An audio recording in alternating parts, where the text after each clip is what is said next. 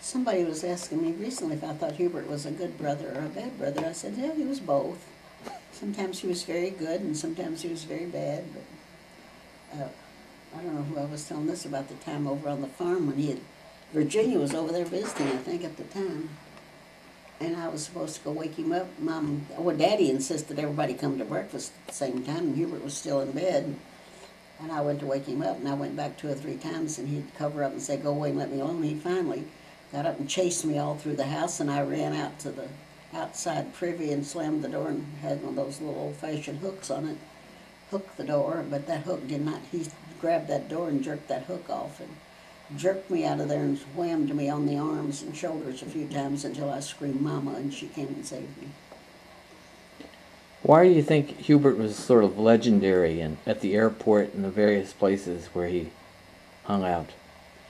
Hubert had an imaginary mind. I mean, he was very creative. He loved to make up stories, so you dare not repeat what he told you oftentimes without proof from somebody else. But this was not his fault because he was the first grandchild.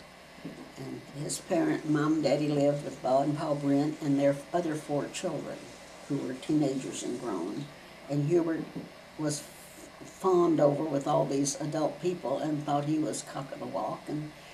And he loved it. They encourage him to make up stories. And so Paul Brent had a little grocery store, and they'd set Hubert up on the counter when people come in and tell him about your farm, Hubert. And he'd say he had this big farm that had white fences all around it and had a big white house, and he had white cows. He had white chickens, everything in his house. His house was white. And of course, when he got an occasion, he'd elaborate on that story. So he learned to fabricate young.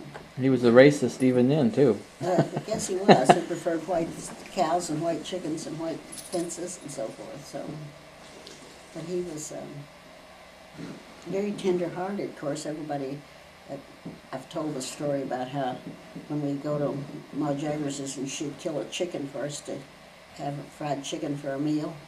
And all 3 of us wanted the chicken legs. And when they passed the chicken around, Jim and I'd take the legs, and Hubert would get ready to fuss at us, and we'd say, poor little chicken. Ma Jagers killed it just so we'd have something to eat, and here you want to eat its leg. And he'd get up from the table and cry. Then he wouldn't eat chicken. So Jim and I got both legs and thighs too if we wanted them, I guess. So we played that for all it was worth.